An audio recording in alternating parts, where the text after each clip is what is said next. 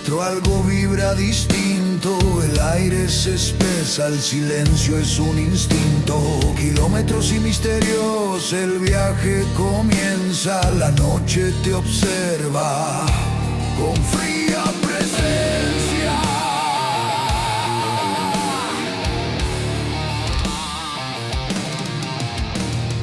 Cuentan del lobizome, mitad hombre, mitad bestia, que aúlla en los bosques cuando hay luna llena. Buenos días, buenas tardes, buenas noches, buenas madrugadas. Bienvenidos a Kilómetros y Misterios. Para quien no me conozca, decir así por encima que no soy investigador y tampoco soy periodista. Soy camionero. Y como camionero que soy, paso mucho rato, mucho tiempo en soledad. Y para paliar esa soledad, pues decir que me encanta el misterio. Se podría decir que soy misteriólogo aficionado. Me lo acabo de inventar, pero para el caso me parece acertado. El camionero misteriólogo. Como camionero que soy, también soy de los que piensa que el transporte pues se debe de reinventar. En este oficio, como cualquier otro oficio, lo único que ha cambiado ha sido la época, las normas y las leyes. Gracias a las máquinas de vapor, primero en la revolución industrial y a las máquinas modernas de hoy, como la robótica industrial, por ejemplo, pues el ser humano ha mejorado su calidad de vida en el ámbito laboral. No voy a entrar en detalle de si ha beneficiado a empleado o a empleador. No voy a entrar en ese detalle. Pero la esencia de los oficios antiguos, en base a los materiales, los recursos, pues prácticamente son los mismos. Así como ejemplo, pues para producir botijos, los alfareros pues precisan de agua, mezclas de tierras y arcillas, precisan de un torno y de un horno para cocer los barros. Los agricultores, pues a pesar de utilizar tractores, sembradoras, recolectoras automáticas, arados, etcétera, pues ya no usan animales de tiro para trabajar la tierra, pero necesitan sembrarla, arar, recolectar, y los ganaderos pues lo mismo, ¿no? Necesitan sacar al mercado sus carnes, la leche, los derivados de la leche, entre otros oficios, pues herreros, vidrieros, marroquinería o marroquineros, como se llamen, y un largo sinfín de etcéteras. Mediante el siguiente capítulo voy a intentar pues haceros ver que ni hemos descubierto la leche y que tampoco hemos descubierto el agua caliente. Vamos, el transporte ha cambiado, pues es más que evidente, ¿no? La ingeniería, los materiales e infraestructuras, pero al fin y al cabo la esencia del transporte pues es la misma, es transportar un material X de un punto A a un punto B, pues siendo n el número de variables que no podemos encontrar. También en el capítulo pues voy a tratar de hablar de datos curiosos. Seguramente ya los conozcáis o no lo sé. Por supuesto, pues vamos a hablar de misterios, porque el programa se llama Kilómetros y Misterios. Yo no estoy muy dado a hablar en público y esto pues para mí viene a ser como una terapia, ¿no? También deciros que yo soy de mente dispersa, entonces a lo mejor me puedo empezar a hablar de un tema y enrollarme un montón y vosotros decís, coño, ¿qué cojones me está contando? Pero así soy yo. Puedo estar hablando de un tema, cambiar a otro o desarrollar un tema como si fuese el que más sabe, ¿no? Pues bueno, esto es Kilómetros y Misterios, yo soy Choferuzo. Sean todos bienvenidos y empecemos pues. Para empezar, uno de los inventos que revolucionó la humanidad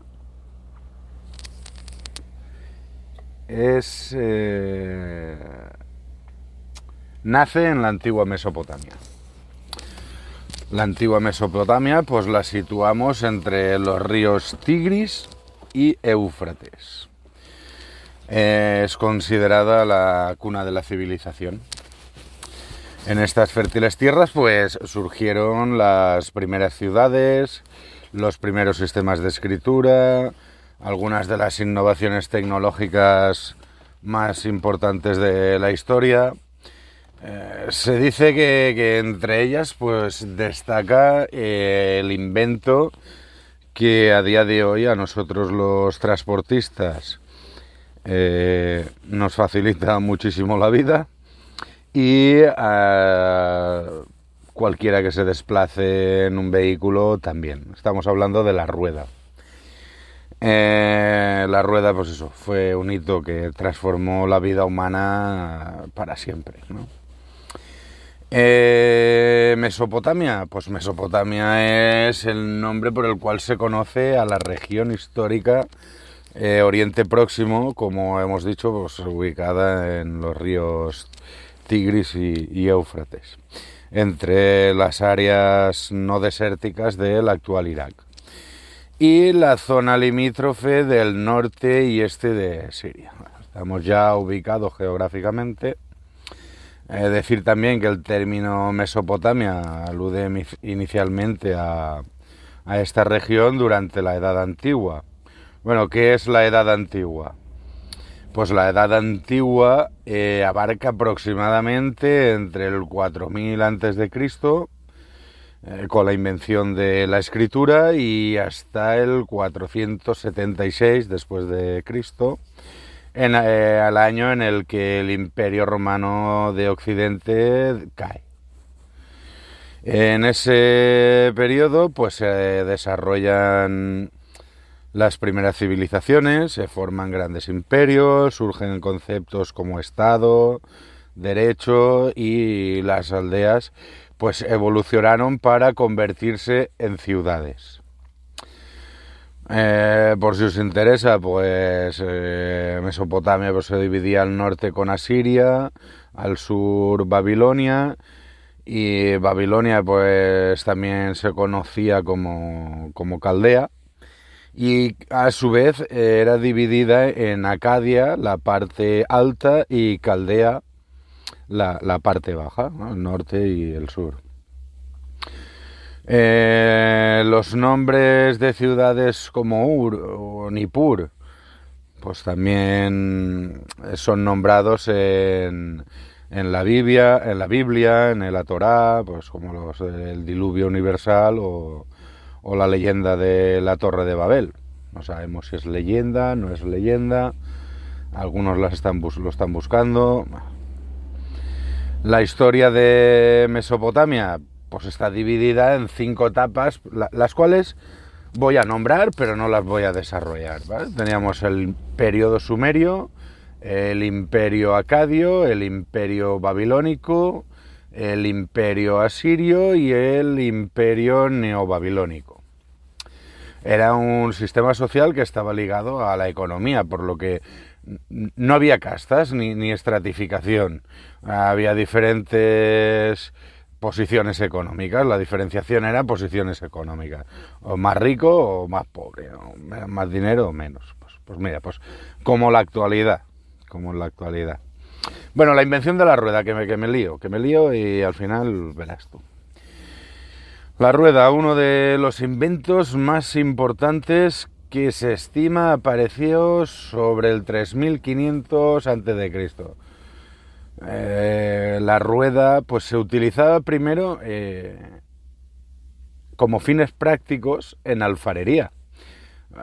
Pues permitía la creación de vasijas más uniformes, en vez de quedar con tantos bultos y tal, pues la fuerza centrífuga, la fuerza centrípeta, ¿no? Al girar el torno a la mesa redonda, pues le daba era más fácil dar esa forma de circunferencia a las vasijas.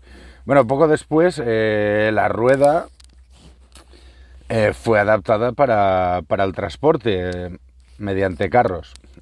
Vamos, básicamente que el primero que se le ocurrió enganchar un animal de tiro a un carro se convirtió en el primer transportista.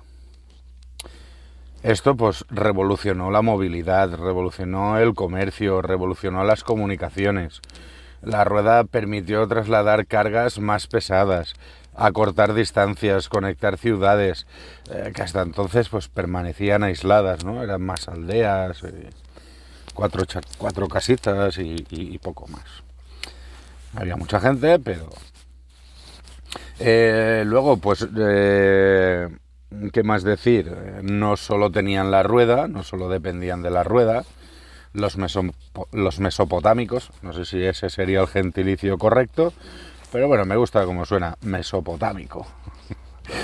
Los ríos Éufrates y Tigris, los que hemos mencionado con anterioridad, pues eran auténticas autopistas fluviales.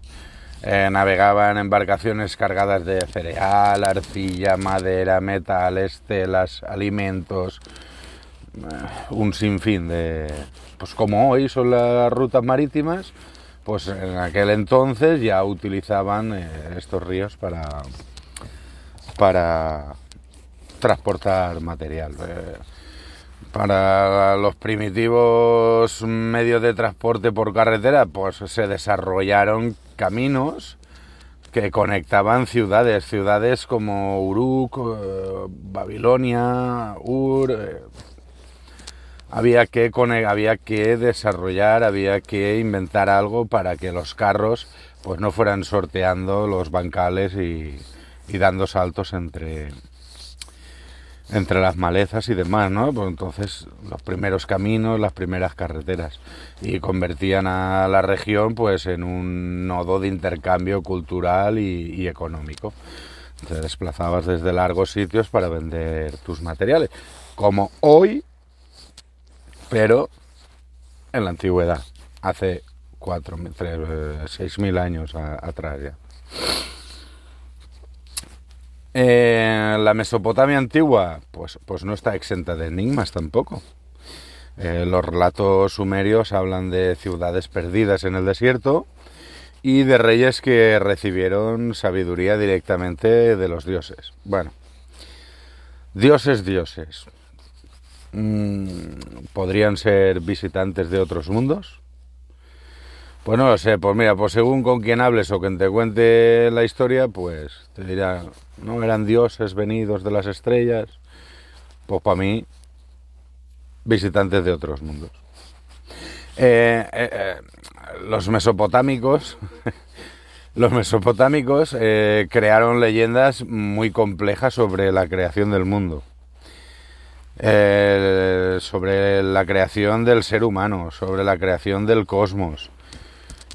Cómo la historia de Enlil fue quien separó el cielo de la tierra y la posterior creación de la humanidad como sirvientes, como servidumbre para servir a esas deidades, ¿no?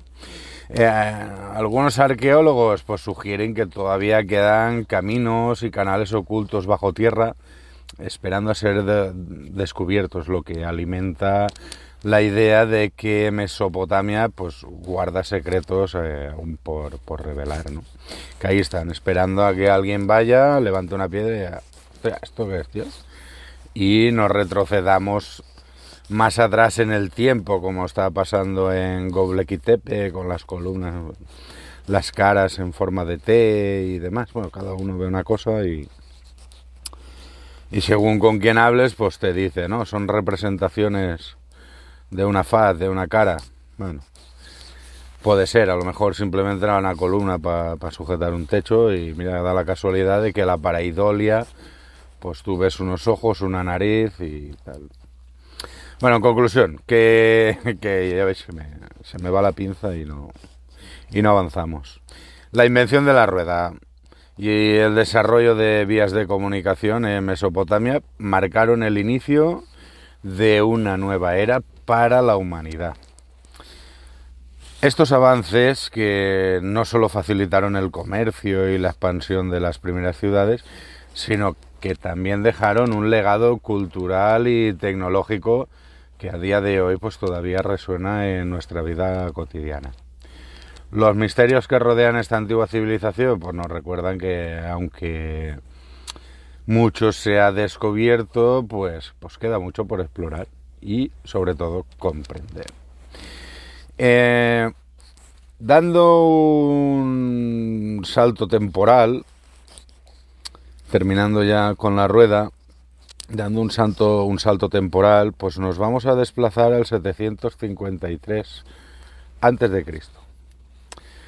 Y rodeados de 7 colinas a orillas del río Tíber, los hermanos Rómulo y Remo, hijos del dios Marte, y abandonados a su suerte a orillas del río Tíber, pues fueron amamantados por una loba. La loba que se llamaba Luperca. Y entre los dos hermanos, tras una disputa entre ambos dos, por dónde debería de constituirse la ciudad, pues Rómulo se convierte en el primer rey tras matar a su hermano. La ciudad la nombraría Roma en su honor. Remo, Roma, Remo, y tanto Remo, pero te las cargaba tu hermano. Bueno, pues llegaron los romanos, y cuando el Imperio Romano se expandió, bueno, llegaron, ¿no? Ya fundó Roma y tal, llega la época romana. Cuando el Imperio Romano se expandió por Europa, una de las mayores hazañas fue la construcción de una vasta red de calzadas. Unían territorios muy distantes bajo una misma administración. Hispania fue conquistada a lo largo de 2 siglos de lucha, que quedó finalmente integrada gracias a estas vías. No solo servían para el movimiento rápido de tropas, sino que también servían para el comercio, el correo, la comunicación entre ciudades, transporte de personas. Digamos que los autobuses o aquellos carromatos, ¿no?, que llevaban pues 4 personas, por decir algo. Se calcula que en la península ibérica llegaron a existir más de 30.000 kilómetros de caminos pavimentados, y que muchos de los cuales han dejado huella hasta nuestros días. Y si no me equivoco, más adelante hablaré de ello. Perdón. Los primeros romanos en Hispania, pues la presencia romana en la península ibérica comenzó en el año 218 a.C., durante la Segunda Guerra Púnica. Se comprende entre el 218 y el 201 a.C. Y este gran conflicto entre Roma y Cartago por el control del Mediterráneo occidental, es lo que hemos arrastrado, ¿no?, hasta hoy. Bueno, pues los dos querían controlar el Mediterráneo occidental, que es en la parte en la que nos encontramos del Mediterráneo, y había que pegarse por el territorio. Eran otros tiempos. Los primeros romanos que entraron en Hispania pues fueron las tropas comandadas por Cneo Cornelio, a ver si me sale la primera, Cneo Cornelio Escipión y Publio Cornelio Escipión. Vaya nombrecitos tenían los romanos. Te toca de compañero de clase y no sabes dónde sentarte. Bueno, estos fueron enviados por el Senado romano con el objetivo de cortar las líneas de abastecimiento del ejército cartaginés, que estaba comandado por Aníbal Barca, que en ese momento pues estaba avanzando hacia Italia. Los escipiones desembarcaron en Emporión, en la actual Ampurias, en la costa de Girona, y comenzaron una serie de campañas militares contra los cartagineses establecidos en el sureste peninsular, donde estos controlaban importantes ciudades como Cartagonova. Cartagonova, la actual Cartagena, o Gades, la actual Cádiz, Sagunto, etc. Hay un montón por ahí. Los romanos encontraron apoyo en algunos pueblos íberos que estaban viendo en los romanos la oportunidad para liberarse del dominio cartaginés. Entre los principales enemigos de los romanos se encontraban los cartagineses principalmente, pero los indígenas, los cartagineses tenían una serie de tribus indígenas íberas. Pero vamos, que una vez derrotado Cartago, pues Roma tuvo que enfrentarse a estas tribus indígenas hispanas, pues como eran los celtíberos, los lusitanos, los bacceos, los betones, los cántabros, pues que ofrecieron una resistencia de casi 2 siglos. La conquista romana de Hispania pues fue larga y difícil. Tras la victoria de Publio Cornelio Escipión el Africano, conocido como el Africano, que tomó Cartagonova en el 209 a.C. y expulsó definitivamente a los cartagineses en el 206 a.C. Roma pues comienza a organizar el territorio en 2 provincias que se conocerían como la Hispania Citerior y Hispania Ulterior. Bueno, Hispania Citerior es la Hispania que está más cerca a Roma, y la Hispania Ulterior es la que está más alejada de Roma. Bueno, por la Hispania Citerior pues albergaba territorios, incluía territorios como la actual Cataluña, la Comunidad Valenciana, Murcia, de gran parte de Valle del Ebro, como era Aragón, Navarra, parte de La Rioja, y en época posterior se extendió también hacia el centro de la península. Tenía unos pueblos sometidos que fueron los íberos, los celtíberos, los edetanos, ilergetes y sedetanos, entre otros. La Hispania Ulterior, la más alejada de Roma, incluía territorios pues como Valle del Guadalquivir, ¿no?, la actual Andalucía, parte sur de Portugal, Castilla-La Mancha y Extremadura, y los romanos fundaron hacia el 152 a.C. la ciudad de Córdoba, la Córdoba que llamaban ellos, y tenían sometidos a los turdetanos, a los túrdulos, a los bastetanos y lusitanos. Aunque los lusitanos siempre estaban en continua rebelión contra Roma. No les gustaban los romanos y se pegaban de bofetas. Durante el siglo I a.C., pues Roma reformó la división territorial de la península. La Hispania Citerior pasa a llamarse Tarraconense, con capital en Tarraco, la actual Tarragona, y la Hispania Ulterior, que se dividió en 2 provincias. Capital en Córdoba sería la Bética, y la Lusitania con capital en Emérita Augusta, en Mérida. Así, al final del proceso, pues la península queda dividida en 3 provincias, como hemos dicho, Tarraconense, Bética y Lusitania. Pues una organización que perduró durante gran parte del imperio. Sin embargo, la resistencia indígena continuó durante mucho tiempo. Destacar como figura a Viriato, que fue un líder lusitano que luchó contra Roma entre los años 147 y 139, creo recordar, antes de Cristo, y luego estaban la ciudad celtíbera que resistió heroicamente hasta su caída, Numancia, lo que vendría a ser la actual Soria.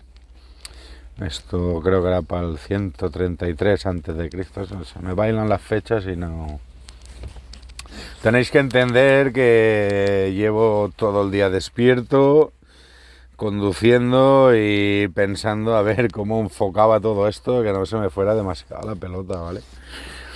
Así que, a ver,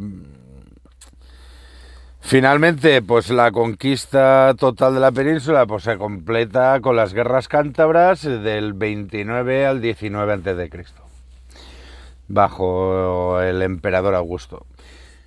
¿Y por qué digo esto? Porque fue tan importante, es tan importante para el transporte actual como lo será de igual manera en la antigüedad. Como vais comprobando, tengo la mente dispersa, puedo ir cambiando de tema sin querer o desarrollar otros igual demasiado. Esto ya lo he dicho antes, pero es así, lo siento. Si me queréis escuchar, esto es lo que os puedo ofrecer. Hacia el siglo XIX a.C., Hispania queda totalmente integrada en el mundo romano. Hasta ahí lo tenemos todo claro.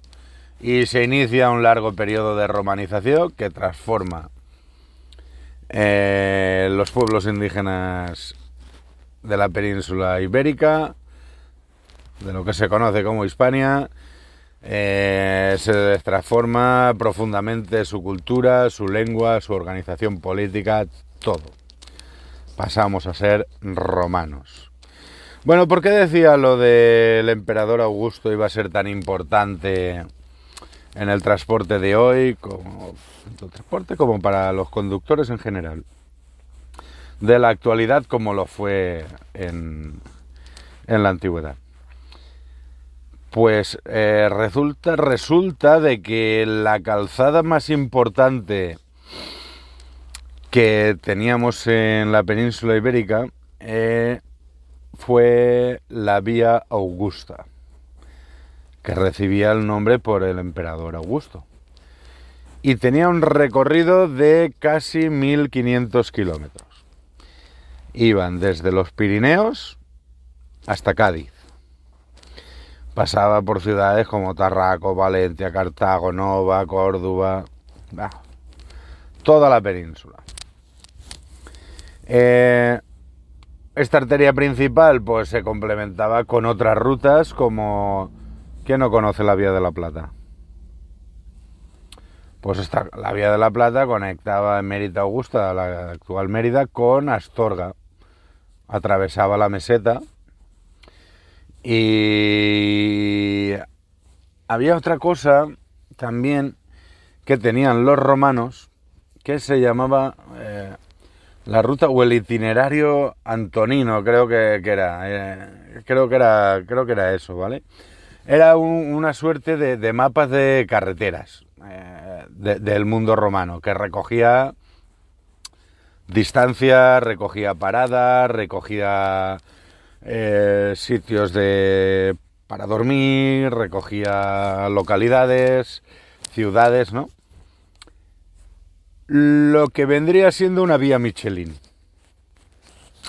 Todos tenemos en mente la vía Michelin, pues creo recordar que el itinerario antonino era esto. Igual estoy equivocado, ¿no? Pero ya te digo, recogía precisamente un mapa de carreteras donde, pues es todo esto que os acabo de decir, que me explayo. Un dato curioso, pues mira, un dato curioso de la carretera más larga que tenemos hoy en día en España y que fue una de las vías romanas, como hemos dicho, la Vía Augusta, sería la actual Nacional 340. La Nacional 340, que es la carretera más larga de España, nace en Puerto Real, Cádiz, y va hasta Barcelona. Tiene una longitud de 1.248 kilómetros. Luego tenemos la Ruta de la Plata, que es la Nacional 630, de Gijón, en Asturias, a Sevilla. Unos 817 kilómetros por ahí, más o menos, 817, 820, no sé. La Nacional 420, que une la localidad de Montoro, en Córdoba, hasta Tarragona, pasando por Cuenca. Tiene unos 810 kilómetros, 808, 810. Y este sigue el trazado de una antigua calzada romana que unía Córdoba con Tarraco. O sea, para que veáis, no hemos descubierto el agua caliente. Me voy a remitir a esto, que no hemos descubierto nada, que ya está, que ya lo teníamos todo ahí de antes. Bueno, pues la que une a la provincia de Badajoz con Valencia, 548 kilómetros. Esta le pierdo la pista en Albacete, no sé por dónde sigue, sé que llega hasta Albacete, pero de Albacete para allá, ahí la pierdo, ya no... No sé si es la que va para Requena y luego sube para arriba para buscar la salida de Teruel, no, es que no lo sé. No sé si es la 430, la 330, me pierdo. Bueno, pues para que veamos más similitudes, que la leche ya estaba inventada hace 2000 años. Los caminos romanos, ¿cómo se construían? ¿Cuáles eran las técnicas? Pues eran técnicas avanzadas para la época con cimientos de piedra, con capas de grava, y arriba les ponían unas losas planas para evitar el traqueteo en la medida de lo posible de los carros y caballos, las tropas y demás. Y la superficie tenía un ligero abombamiento. Ese abombamiento era para drenar el agua. Como veis, las carreteras de hoy se construyen igual. Tiene unas capas finas de piedra, de grava, más gruesas, y a diferencia de poner losas planas, perdón, a diferencia de poner losas planas, pues usan el asfalto y tiene ese abombamiento que cuando llueve el agua drena fuera de lo que viene siendo la vía de circulación, o bien a la mediana o bien al arcén. Vamos, es que nos hemos traído la construcción, es que simplemente vamos copiando, no estamos inventando. Junto a las vías, una cosa muy chula que hacían los romanos, para que veáis también la similitud, ponían los miliarios. Los miliarios, ¿qué eran los miliarios? Pues columnas de piedra que marcaban cada milla romana, las que a menudo se escribían los nombres de emperadores o gobernadores. Similitudes con el día de hoy, pues hoy tenemos, si vas por autopista, autovía, esas plaquitas rectangulares, cuadradas, azules, donde arriba te ponía antiguamente en el miliario Vía Augusta, ahora te pone A7. Abajo te ponía la milla en la que estabas y ahora te pone el kilómetro 222. Si son rojas y blancas, carretera nacional. Nacional 122, kilómetro 13. Si son amarillas, son carreteras comarcales. Suelen tener 4 dígitos. Suelen estar en muy mal estado, también hay que decir. Y también un dato curioso para los que vais conduciendo en carretera. Entre camioneros ya se sabe, porque es una comidilla, pero a lo mejor si vas en tu turismo y te quieres meter por atajar, pues que sepas que cuanto más números tiene la carretera, en peor estado está. A7, perfecto estado. A23 no, nacional, es que las autovías tienen hasta 2 dígitos, pero una carretera nacional, pues yo qué sé, la 433, pues está peor que una autovía, pero si cogemos una comarcal, la 2222, sabemos que no hay arcén pavimentado, que los carriles no tienen los 2,55 metros de ancho, que vamos, que a lo mejor te encuentras tramos sin señalizar. Dicho esto, que se me va la pelota, hay mucha similitud con las construcciones actuales con las antiguas. Los antiguos miliarios se conocen hoy en día como hitos. Antes marcaban millas romanas, ahora marcan kilómetros. Sobre los caminos, instrumentos de poder.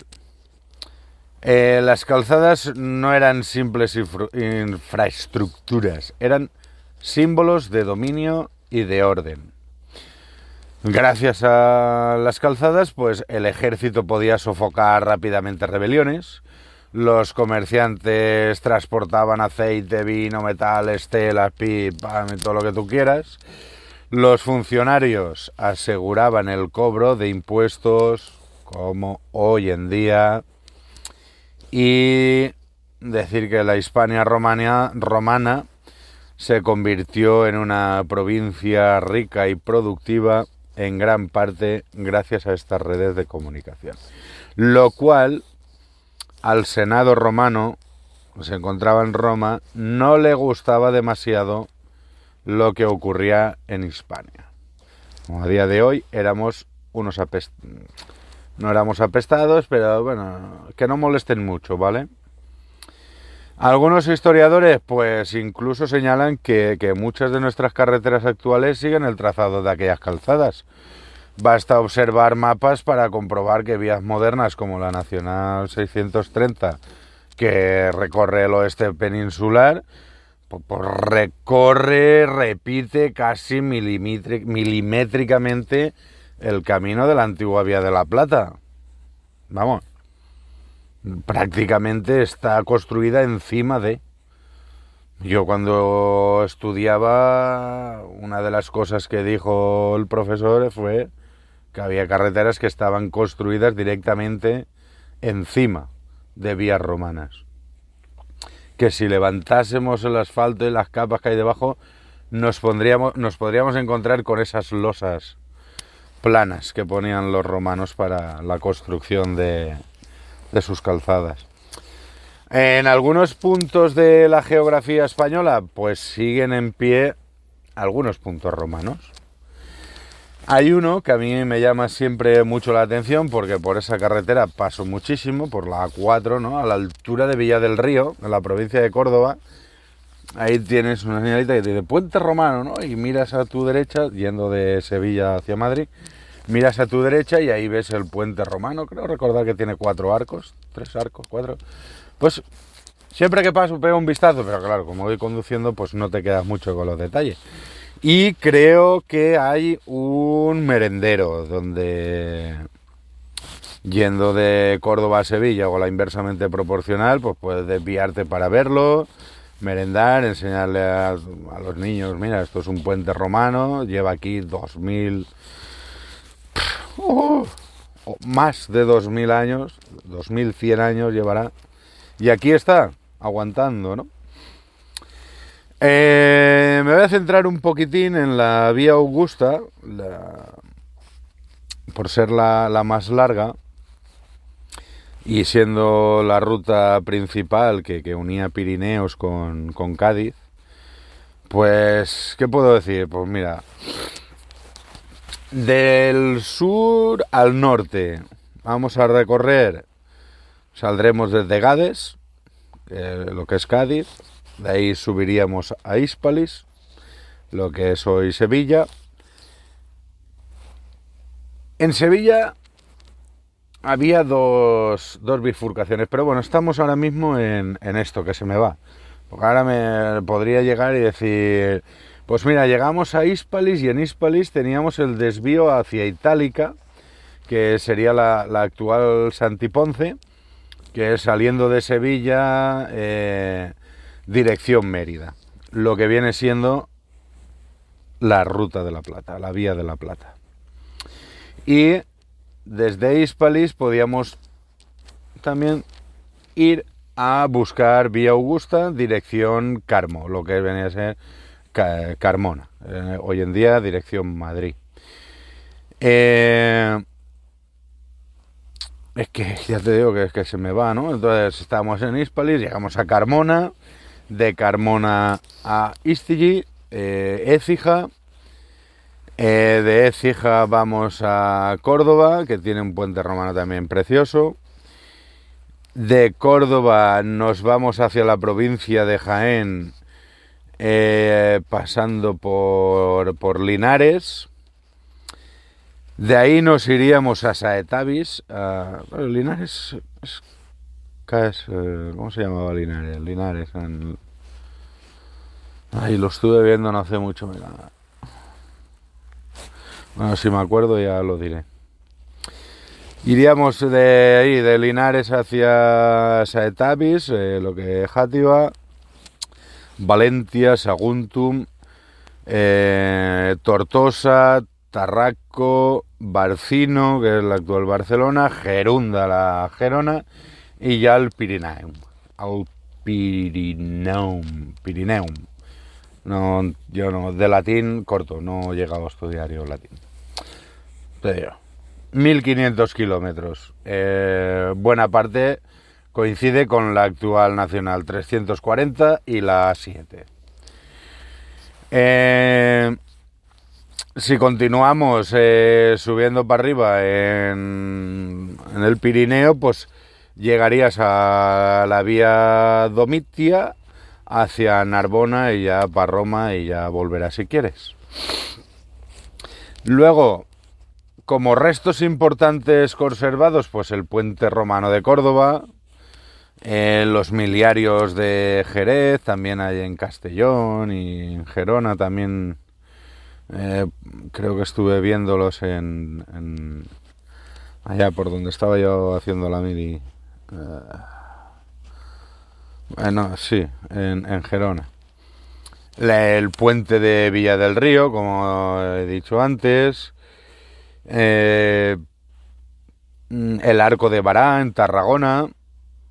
Y varios miliarios que hay por ahí. Con todo ello, ¿qué quiero decir? Con todo ello, que en la actualidad no estamos descubriendo el agua caliente. Los caminos, las carreteras, los vehículos ya existían en la antigüedad con el mismo fin de hoy: comunicar y transportar. ¿Y qué más decir? Pues no sé qué más deciros al respecto de todo esto. Si queréis puedo pasar a... Si queréis no, es que lo voy a hacer. O sea, voy a pasar a contar leyendas, ya que estoy en la Nacional 340, que le voy a dedicar el nombre del capítulo a ser Nacional 340. Bueno. Pues vamos a contar alguna historia. Voy a contar alguna historia así, pues que de libros, revistas, programas de televisión, de radio, porque como aficionado al misterio, pues me gusta. Entonces vamos a ver. Mira, la noche del rostro sin facciones. Está basado en hechos y testimonios reales. No es la Nacional 340 en sí, sino uno de los desvíos, la Nacional 340A, que pasa por Almería en este caso. Aquí voy a ir leyendo e interpretando, ¿vale? El relato porque esto, se me puede ir mucho la pelota y tal. Y dice que en la carretera nacional 340A, vieja arteria del sureste español, serpentea entre colinas y campos resecos que el viento azota como si arrastrara siglos de voces. Es una vía que ha visto de todo: contrabandistas, camioneros somnolientos, familias que volvían de la costa y accidentes que quedaron en la memoria de los pueblos. Pero hay una historia, una sola, que los vecinos todavía mencionan en voz baja cuando cae la noche y el aire parece oler a polvo caliente y misterio. Era una madrugada del año 2000. Antonio conducía su coche por ese tramo en la Nacional 340A. Hay que decir que ya está la Nacional 340, la Nacional 340A, Nacional 340B y, si no me equivoco, la Nacional 340C. Bueno, Antonio conducía su coche por ese tramo de la Nacional 340A que bordea Rioja. Rioja, no La Rioja, sino Rioja. Es un municipio pequeño de casas encaladas y huertos que miran al río Andarax. Parece de Asterix y Obelix, pero está en Almería. Antonio había trabajado hasta tarde. Voy a ponerle un poco de voz de misterio, a ver, y ya en comentarios me decís si os gusta más mi voz de misterio o mi voz de gilipollas atontado.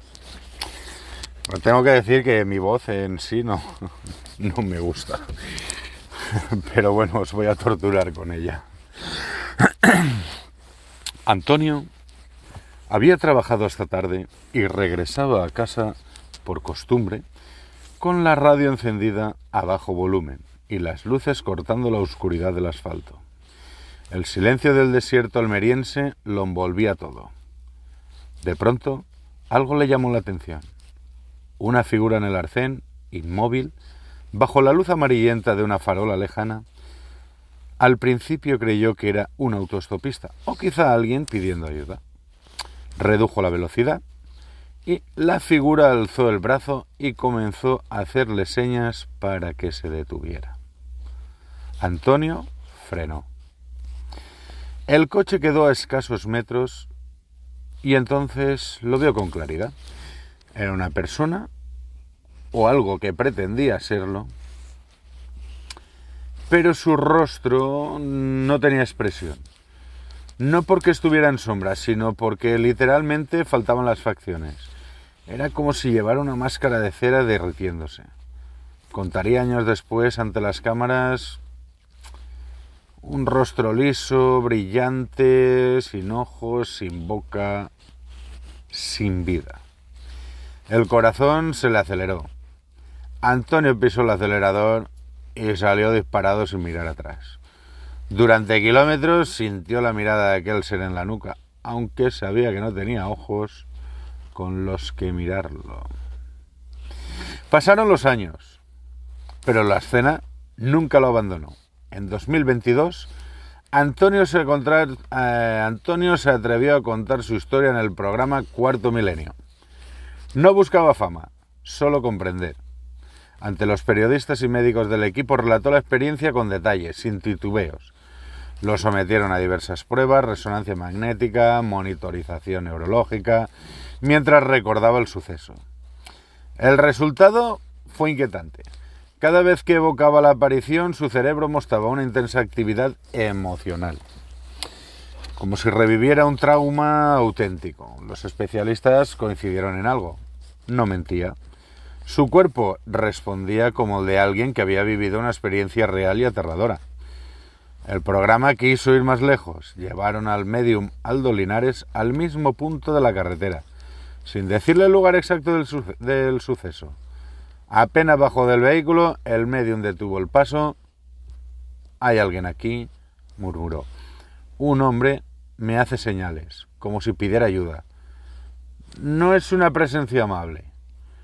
Me dice su nombre, algo como Alonso o Alfonso. Siento frío y una tristeza enorme». La descripción coincidía con la de Antonio, la misma zona, la misma actitud de pedir que se detuviera, la misma sensación opresiva. El equipo lo grabó todo. Las imágenes mostraban al medium visiblemente alterado, con lágrimas contenidas, mirando hacia la oscuridad del arcén. Tengo que decir que ese programa yo lo vi en su momento, lo he visto varias veces. Me encanta Aldo Linares, me parece que es un tío chapó. Si pasa algo, pasa, si no pasa, no pasa. Del programa Cuarto Milenio tengo que decir exactamente lo mismo. Me declaro fan absoluto. Iker, Carmen, todo el equipo, ole, me encanta. Seguimos con la historia. En los bares de Rioja, que no La Rioja, en los bares de Rioja y Benadux, la historia resurgió con fuerza. Algunos recordaron accidentes antiguos en la zona, otros hablaron de un trabajador que murió allí hace décadas al ser atropellado mientras intentaba cruzar la carretera. Nadie tenía datos concretos, pero el rumor encajaba con la sensación que Aldo Linares describió.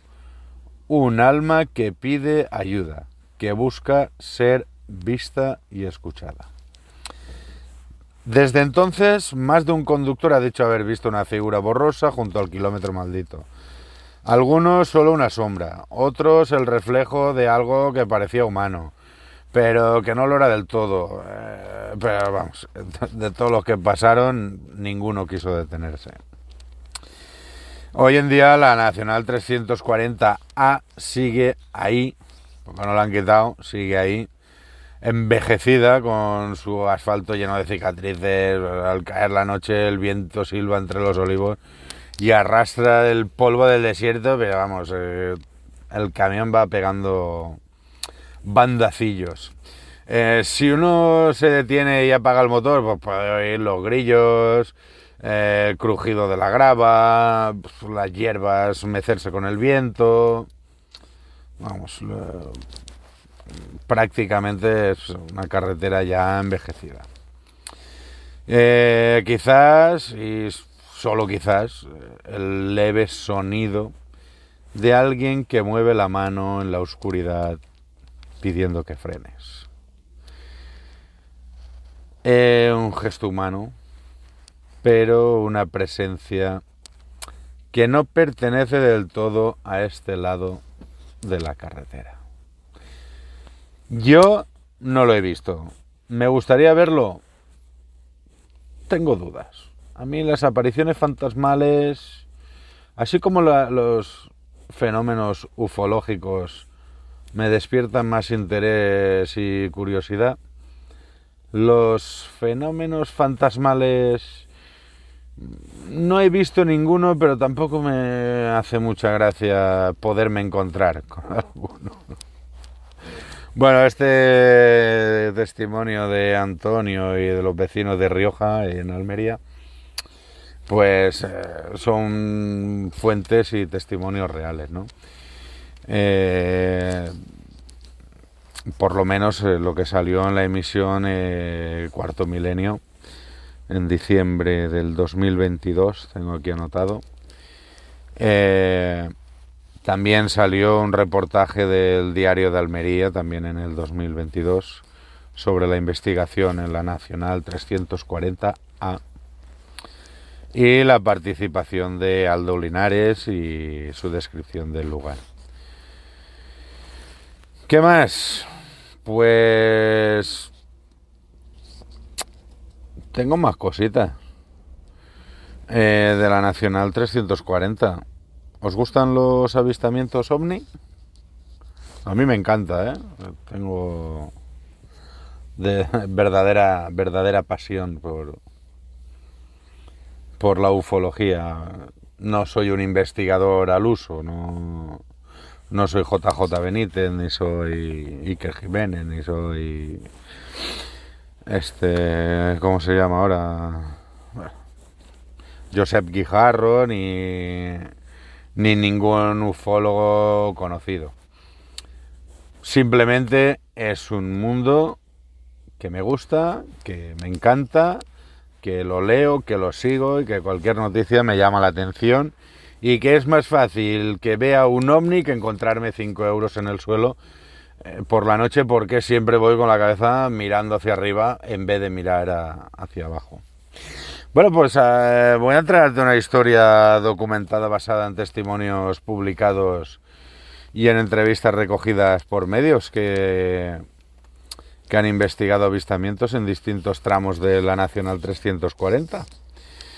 He seleccionado unos cuantos y verificado las fuentes principales para que tengáis un relato pues lo más riguroso posible, ¿no? Testimonios civiles que fueron publicados y referencias a actuaciones o declaraciones de Guardia Civil relacionadas con fenómenos no identificados en carreteras españolas, ¿no?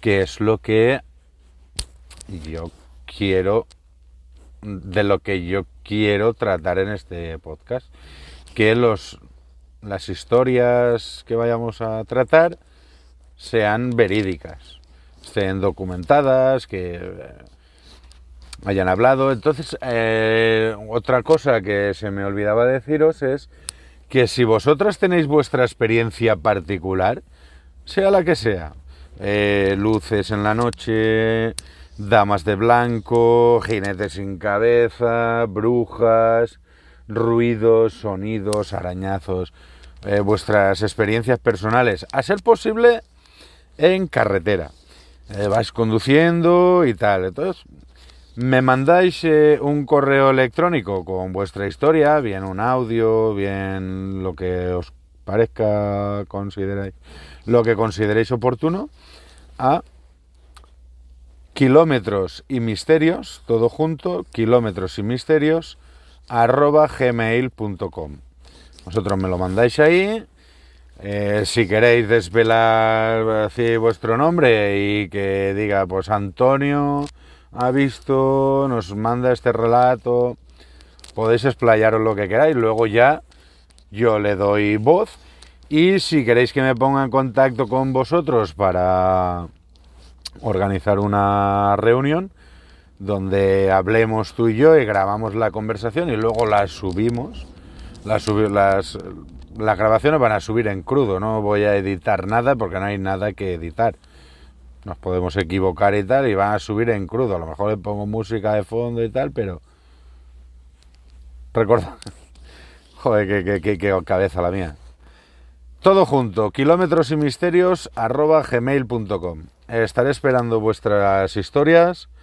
Si queréis que diga vuestro nombre y tal, y si, mira, no digas nada de mí, solo cuenta la historia, pues será un relato anónimo de un correo electrónico que hemos recibido. Bueno, pues vamos allá. Caso de Algeciras. Algeciras, 12 de marzo de 1981. ¿Qué ocurrió? Pues el 12 de marzo de 1981, en la Nacional 340 de Algeciras, un conductor identificado en reportajes como Juan, sus apellidos ya, como Juan, relató haber tenido un encuentro que cambió su vida. Circulaba de noche en la Nacional 340 cuando tras una curva percibió una luz y la presencia de varias figuras en la calzada y junto al borde de la carretera.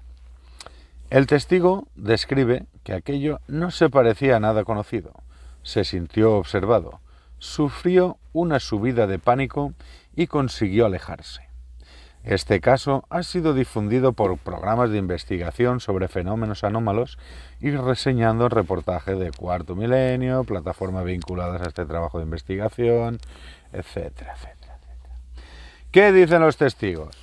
Pues los relatos públicos... No quiero que penséis que todos los casos me los saco de Cuarto Milenio, que tengo muchos más para recoger. Lo que pasa es que me ha dado la casualidad de que habla de la Nacional 340 y hoy el programa va enfocado a la Nacional 340, ¿no? A ver si estoy hablando de los romanos aquí, de cuando vinieron a pegarse con Aníbal Barca y hacen la carretera más larga, le da a Augusto su nombre y... Bueno, la cuestión, que no es mi única fuente, que soy fan absoluto de Cuarto Milenio desde el programa 1 de Milenio 3 por todas las variantes hasta la fecha. Bueno, ¿qué dicen los testigos de esto? Los relatos publicados recogen la versión del conductor principal. Visión de luces extrañas. Figuras humanoide con apariencia singular. y desaparición súbita del fenómeno, cuando el vehículo se alejó. Los relatos suelen coincidir en el elemento central, una experiencia inesperada, breve, con impacto psicológico persistente en el testigo. Testimonios de Guardia Civil y documentación pública. Bueno, pues intervenciones y archivos. En España hay múltiples referencias periodísticas a programas que señalan que miembros de la Guardia Civil han registrado e informado sobre encuentros con fenómenos aéreos no identificados en diversas provincias. No siempre esos informes corresponden exactamente al mismo lugar. Nacional 340 en todos los casos, ¿vale? Pero sí demuestran que las fuerzas y cuerpos de seguridad han sido testigos en ocasiones y que existen informes internos o anotaciones que los investigadores han consultado. Varios programas y reportajes han recopilado declaraciones de guardias civiles jubilados que confirman encuentros e investigaciones internas. Es lógico y normal que lo hagan cuando están jubilados. Antes de estar jubilados están poniendo en peligro y riesgo su carrera, ¿no? Un ejemplo relacionado, no necesariamente de la Nacional 340, pues hay casos documentados en los que la Guardia Civil investigó indicios físicos, huellas, marcas del terreno, tomas de muestra. Pues eso, ¿cuándo pasa eso? Pues cuando va el yauro, el agricultor, al campo y denuncian aterrizajes o luces extrañas en zonas rurales. Esto pues no te pasa en mitad de la Castellana, que a ver si un día de estos pasa y nos deja todos callados. Pues por ejemplo la provincia de Badajoz, Almería, diferentes años de unos avistamientos a otros. Estos expedientes aparecen referenciados, pues eso, en reportes periodísticos, documentales, libros, blogs de internet, podcast, en varios sitios, ¿no?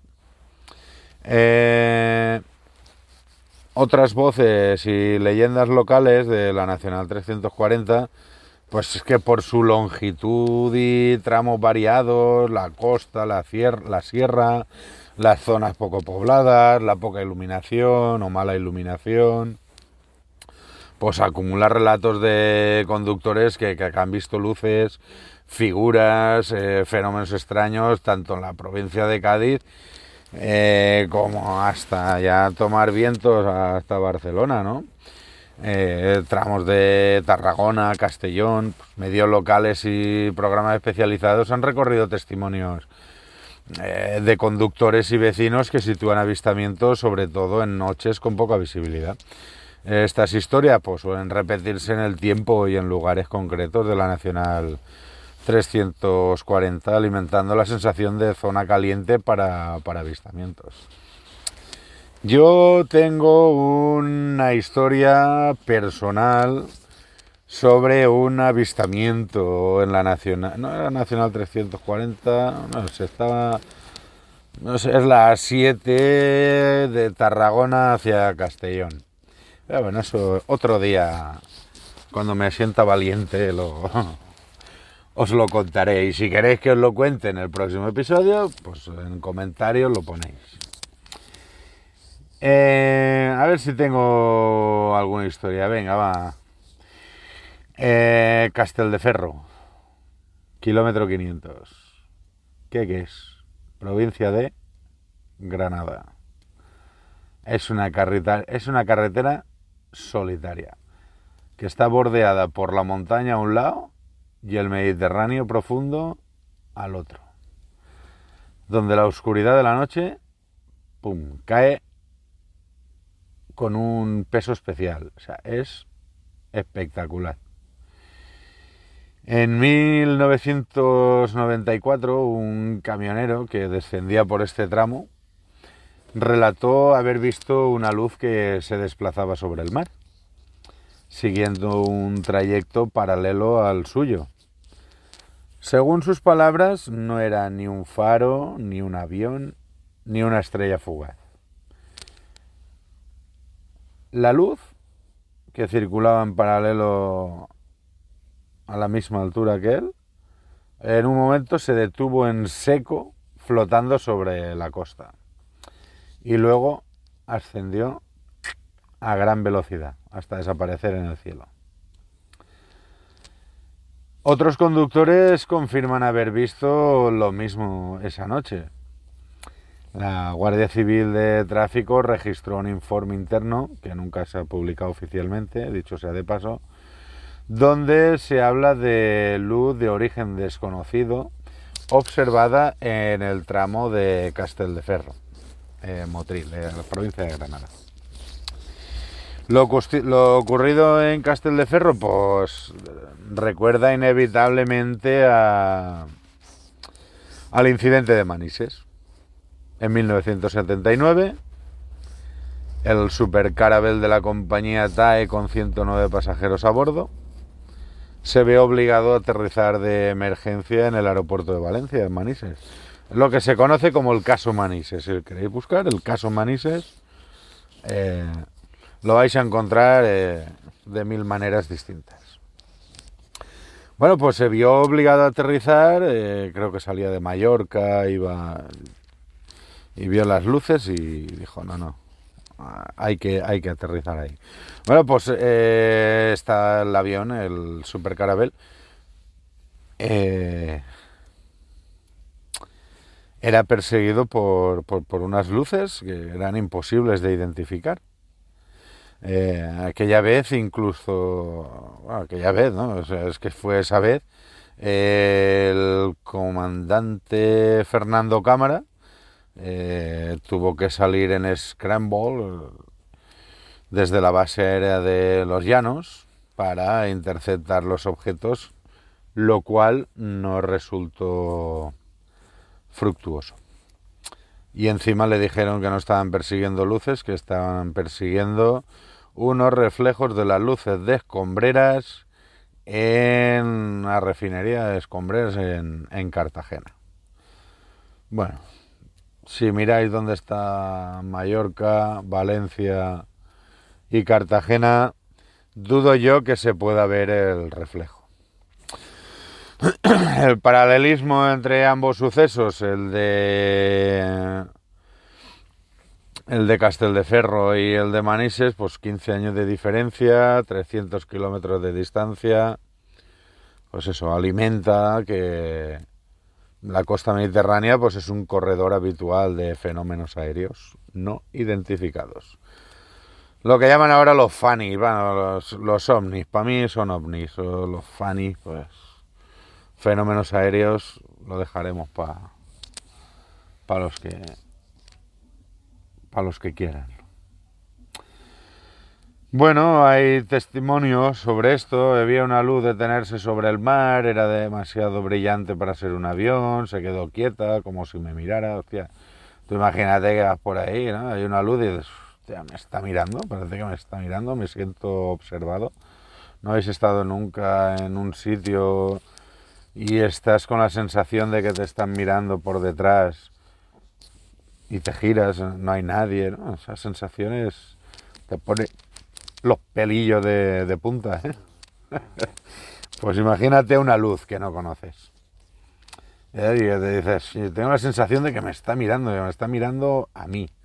O sea, el acojone tiene que ser, se te queda la sangre helada.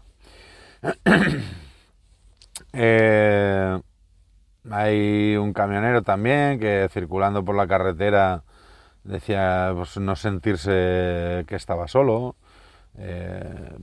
No sé, es que hay infinidad de testimonios y tal.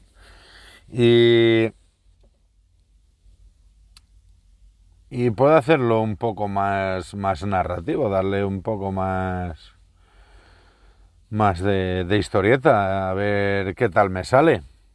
Porque no... Pues por ejemplo, mira, la Nacional 340. Otra vez, seguimos en Almería, ¿no? Eran casi las 2 de la mañana. Llovía fuerte. A la altura de Almería, cerca de Roquetas. Vi a una chica en la cuneta. Estaba empapada, con vestido blanco, y me hizo señas. La subí al coche. Apenas dijo nada, solo que necesitaba llegar a casa. Cuando miré por el retrovisor, ya no estaba. La puerta nunca se abrió. Yo juraría que llevaba conmigo y desapareció. Bueno, historias como esta pues se repiten desde los años 70, años 60, no sé, hay historias, hay libros que hablan de la chica de la curva, famosa. Aquí en esa curva me maté yo. Ah, vale. Siempre es una mujer sola, siempre desaparece antes de llegar a destino. Algunos investigadores lo relacionan con accidentes reales ocurridos en la zona. Jóvenes que perdieron la vida en la carretera tras una noche de fiesta, familias enteras que nunca llegaron a casa. La figura femenina pues sería, según algunas interpretaciones, pues el eco de esas muertes prematuras. No sé, yo creo que si eso fuese así, es que se ven muchas cruces, al lado de los arcenes. Hay demasiadas cruces. Y no siempre aparece una dama de blanco diciéndote frena o aquí me maté yo. Yo no he visto... Me gustaría verlo y me gustaría acojonarme de ver un espectro. En serio, me gustaría acojonarme. Pero de momento no ha pasado. Mira, otro testimonio también, el jinete sin cabeza. Acojona eso, decía, iba conduciendo mi camión cerca de Castellón cuando a mitad de la noche pues vi algo cruzar la carretera. Estoy seguro de que no era un coche, tampoco era un animal del tipo jabalí, ni un perro, ni un corzo. Bueno, era un hombre montado a caballo, un jinete. O por lo menos eso parecía. Así que se pudiera ver, pues parecía que llevaba una armadura antigua de caballero, pero lo más inquietante de todo es que el citado jinete cabalgaba sin cabeza. ¡Wow! O sea, acojonante. O sea, te has fijado en es un hombre a caballo, una armadura antigua como de caballero y de repente, hostia, ¿y la cabeza? ¿Dónde está, no? Caballo y jinete atravesaron el asfalto y se desvanecieron en el arcén. Frené de golpe, de repente. Ya no había nada ni nadie. Solo yo y la oscuridad. Yo esa noche no dormiría tranquilo. Aunque conduciendo de noche te toca dormir de día, por lo tanto, yo ese día no dormiría tranquilo. Bueno, el mito de jinete sin cabeza pues aparece en varias rutas españolas, no solo ahí. La Nacional 340 pues se ha repetido más de una vez, siempre noche solitaria, conductores exhaustos. ¿Podría ser una alucinación? No lo sé, yo me decanto más al eco de un pasado más antiguo, cuando la vía Augusta era recorrida por soldados y viajeros a caballo. No sé, me parece más... En mi lado de fantasía lo compro. En mi lado racional pues me voy al exhaustismo, a alucinaciones, al cansancio, somnolencia, llámale como quieras. Porque tengo las dos, ¿no? O sea, mi lado racional me lleva a lo tradicional y mi lado chachihuay piruli que te cagas, quiero que sea un eco del pasado de un hombre a caballo sin cabeza y que va corriendo despendolado por ahí. Bueno, la Nacional 340, seguimos con la Nacional 340, pues no es solo una carretera. Es un corredor de tragedias. Por su longitud, su trazado peligroso en algunos tramos. La cantidad de accidentes han alimentado la creencia de, pues eso, de que cuando pases por ahí pues no circulas solo. Y ahora hay una historia que voy a ver a ver si os ha pasado alguno, habéis pasado por ahí y habéis visto alguna cosita que os ha dado canguelo. Porque las carreteras españolas existen diversas leyendas de fantasmas, ¿eh? Y a mí me gustaría que me las contara y recordar, kilómetros y misterios, todo junto, kilómetros y misterios @gmail.com. Kilómetro 159, Nacional 340. Seguimos en la Nacional 340. Kilómetro 159, entre Tarragona y Castellón. Nos encontramos con la localidad de San Carles de la Ràpita, provincia de Tarragona. El camping de los Alfaques. Es conocido por el trágico accidente de un camión cisterna que circulaba con 23 toneladas de propileno. Bueno, esto ocurrió el 11 de julio de 1978, cerca de las inmediaciones del camping de los Alfaques. Esta zona pues, se considera misteriosa, no, lo de más allá. Y en ella pues han habido reportajes, programas y demás pues que han hablado de ello, y yo me he nutrido de ello. Bueno, pues el accidente ocurre que este camión cisterna cargado con 23 toneladas de propileno, el propileno es un gas que se transporta en estado líquido y que al contacto con el aire es altamente inflamable, pues puede llegar a superar creo que son los 1000 grados centígrados, vamos, que estás al lado y te derrites como un cucurucho en agosto. El accidente tuvo lugar en una recta de la carretera y provocó una gran explosión, y el fuego causó numerosas víctimas en el camping, que estaba muy cerca. El resultado pues, fueron 215 fallecidos y más de 300 heridos graves. La destrucción de la mayor parte del camping. O sea, fue algo bestial, pero bestial. La zona está considerada como fantasmal y se han reportado apariciones y otros fenómenos inexplicables, convirtiéndolo en uno de los tramos de carretera más misteriosos de España. Bueno, aquí tengo varios testimonios que voy a pasar a compartir con vosotros. Por ejemplo, Javier, visión en la Nacional 340 de noche, y dice, bueno, tampoco me voy a soltar muchos, ¿no? Voy a resumirlo así sobre la marcha, y ya llevamos un ratillo y tampoco os quiero aburrir, porque a ver el próximo día que os cuento, ¿no? Bueno, total, Javier contaba: era la 1:30 de la mañana y venía de Peñíscola con mi familia. Íbamos cansados y en silencio. Recuerdo que llevaba puestas las largas porque la noche era cerrada. Al pasar por la zona del camping vi algo en el arcén que me clavó la mirada. Había pegadas al borde de la carretera unas 7 figuras humanas. Al principio pensó que sería gente parada, quizá un accidente, pero algo no encajaba. Estaban inmóviles, como estatuas, separadas entre sí. Algunas miraban hacia la carretera y otras hacia el campo.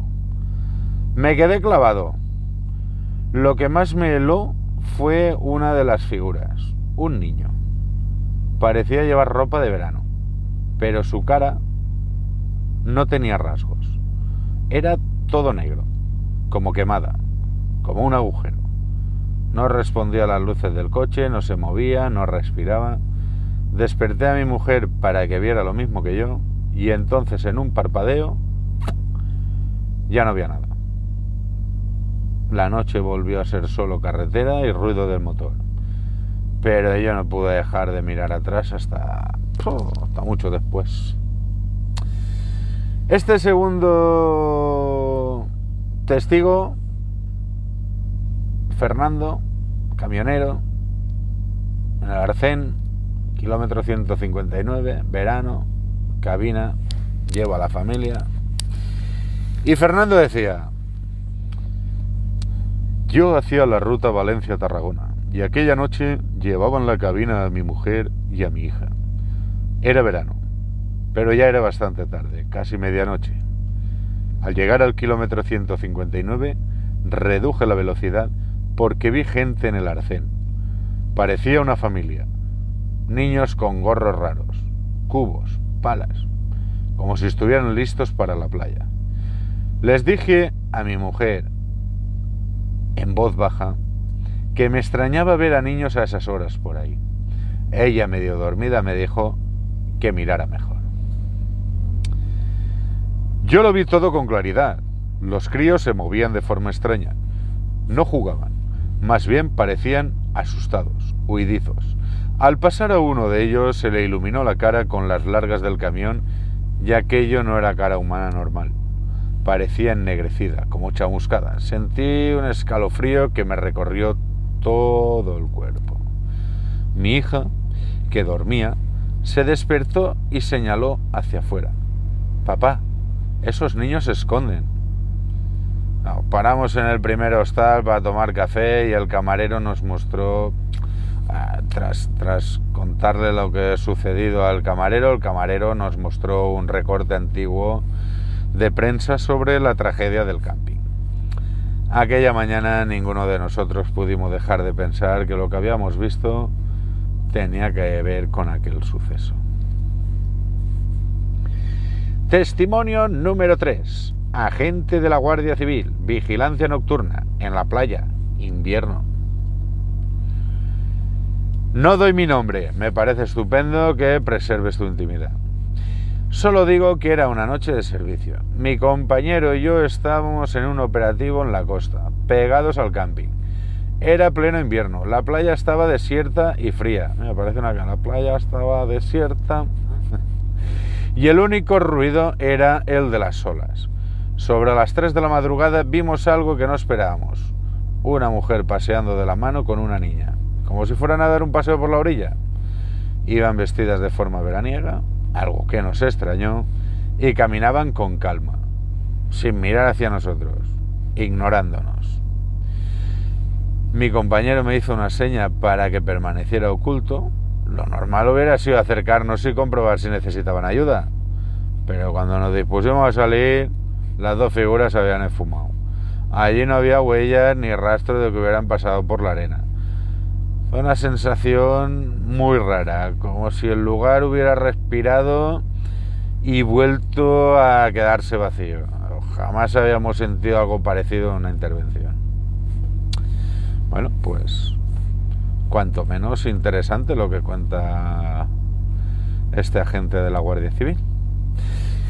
Ahora tengo otro testimonio, pues que más o menos habla de lo mismo, más o menos no, o sea, es que tiene que hablar, no le queda más remedio.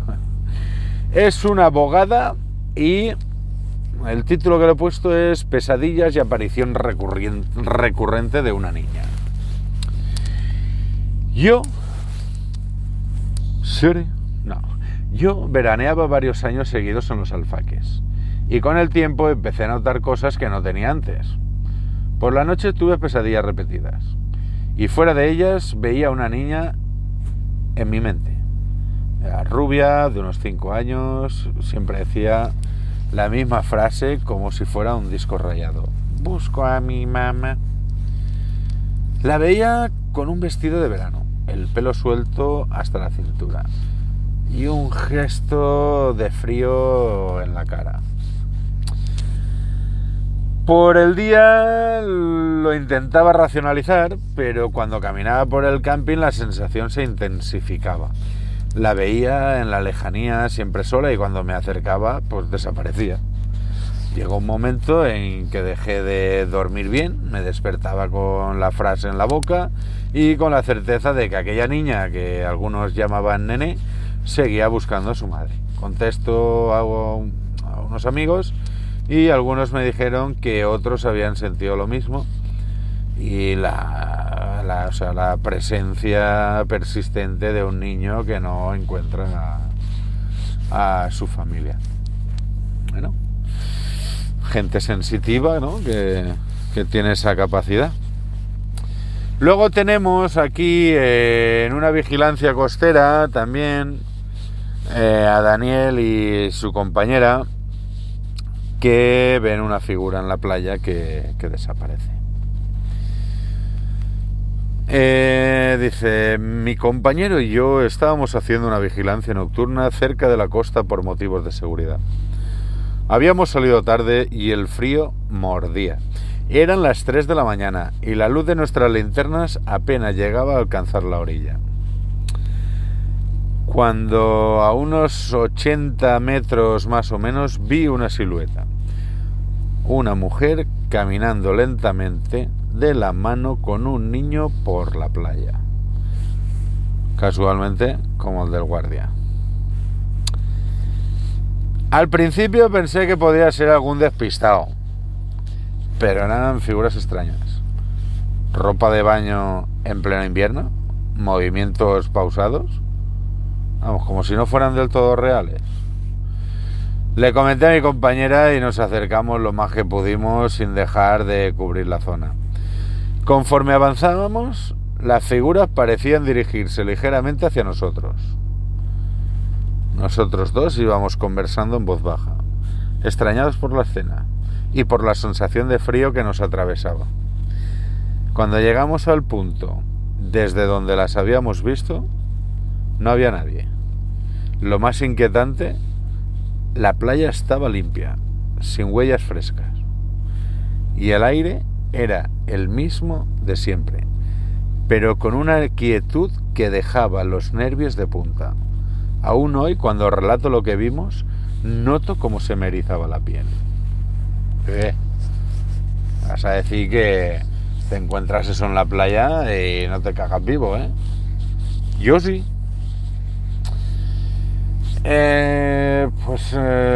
Fantasmas de carretera y demás, pues bueno, eso lo dejaremos para otro episodio. Creo que este ya es un pelín largo, ¿o no? Y para el próximo día me voy a currar un programita de ovnis, objetos voladores no identificados, no fanis, ovnis, que estamos en España, cojones. Vamos a dejarnos de fenómenos extraños por ahí.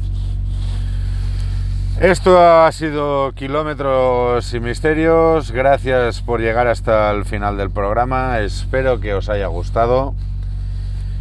Darme vuestras sugerencias. Intentaré leeros a todos. Voy a intentar mejorar.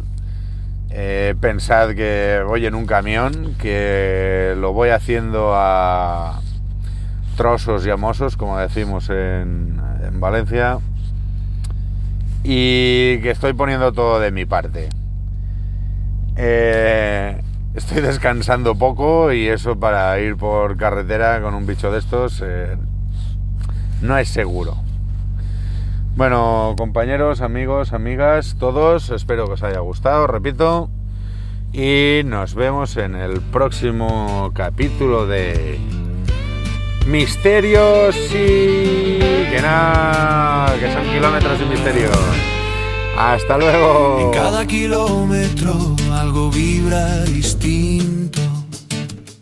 El aire se espesa, el silencio es un instinto. Kilómetros y misterios, el viaje comienza. La noche te observa con fría presencia. Cuentan del lobizome, mitad hombre, mitad pena, que aullan los bosques cuando hay luna llena. Las brujas en corro, volando al compás, murmuran sobre el fuego secretos de más.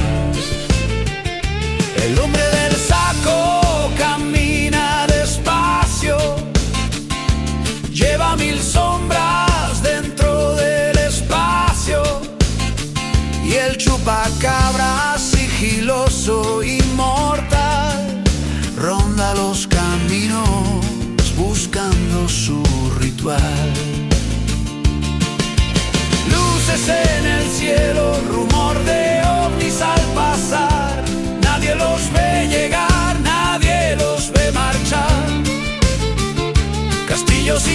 casas encantadas que gritan su historia, sus muros saben hablar. Los duendes traviesos se esconden detrás de un tronco, un suspiro, un eco fugaz. Fantasmas que lloran sin cuerpo ni voz, preguntan al viento quién se olvidó de Dios. La dama de blanco detiene tu andar, te mira a los ojos, te invita a girar. Encapuchados, marchando sin rostro ni fe, y la santa acompaña detrás de usted. Así que conduce, no mires atrás. La noche susurra, no escaparás. Cada curva guarda su propio secreto, cada sombra observa y se acerca en silencio. Kilómetros y misterios sin mapa ni guía, donde el miedo respira, donde el alma se enfría.